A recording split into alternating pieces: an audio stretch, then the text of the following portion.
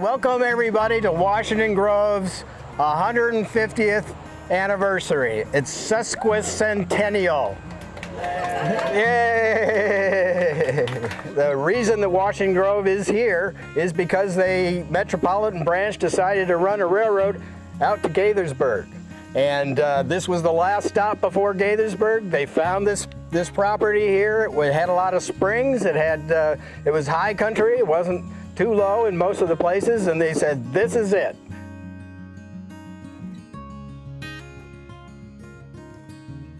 Good morning, student. Welcome to History 101. History is about change, observing, and comparing the old and the new.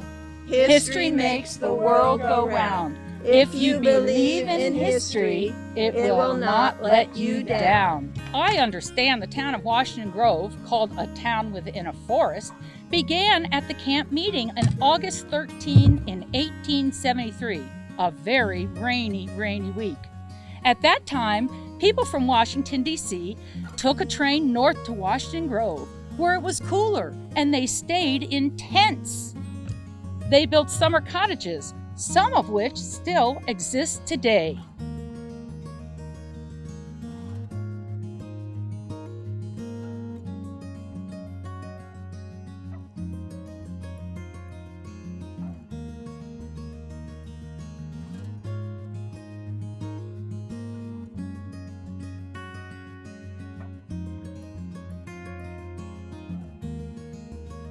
This proclamation from the Mayor and City Council of Gaithersburg designating August 13, 2023 as Town of Washington Grove Day in the city of Gaithersburg. In honor and celebration of your 150th anniversary, and in recognition of a long and storied history that has enriched the Gaithersburg community. Thank you for your legacy of service and your continuing involvement in the lives of our residents. Congratulations on this momentous occasion, and it was proclaimed today and signed by the Mayor, Judd Ashman. Congratulations and happy birthday, Washington Grove. My name is Joanne Brewer DeMall. I grew up in Washington Grove, and I was here during the 1950s, 60s, and 70s. Well, I've never really left, to be honest. I have friends that still live here. Many of my childhood friends are living in the houses that they grew up in. I think the most important thing really is that Washington Grove is a jewel. We all know that. It's to be cherished and it's to be protected.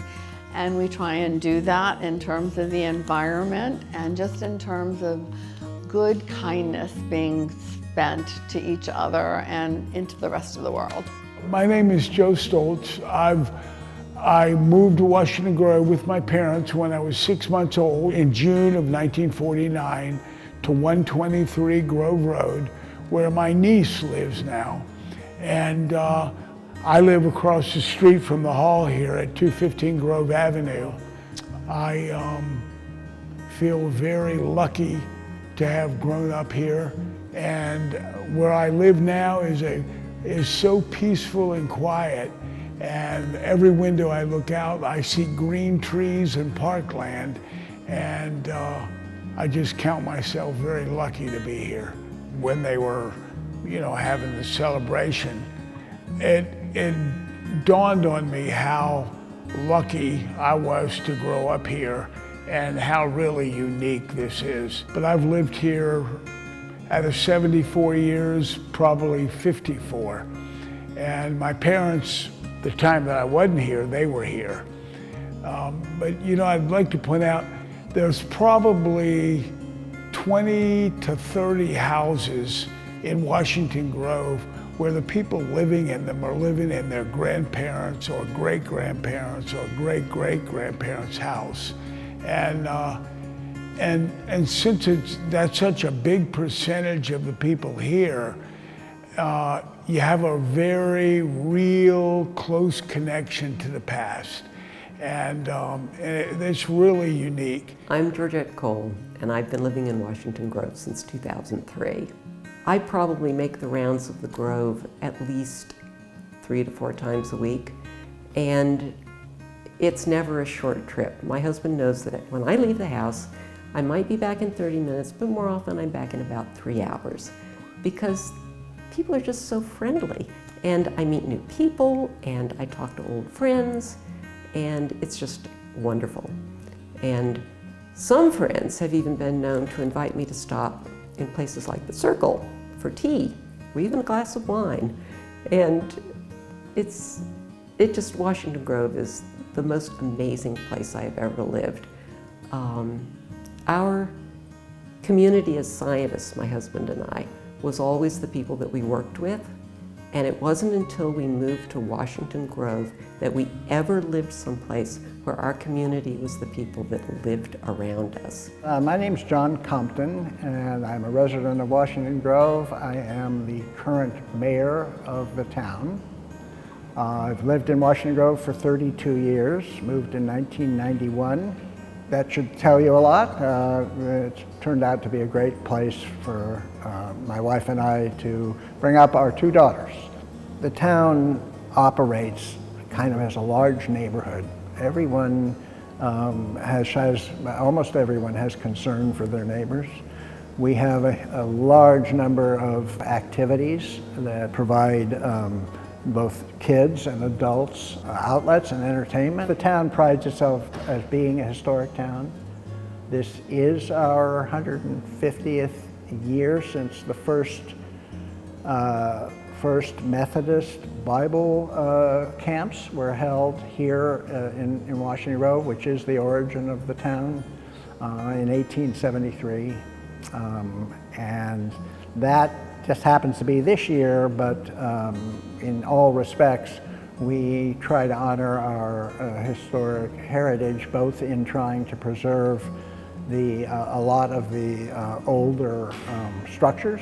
There are a variety of homes that date from pre-1900, and then just even built successively in the years in early 1900s into the middle of 1900. Our heritage, that is reflected both in the style of the homes, but also in the nature of the roadways, which are narrow, the walkways that alternate with the roadways. The early streets homes were constructed with their frontage on a walkway, not on a road for wagons or for cars.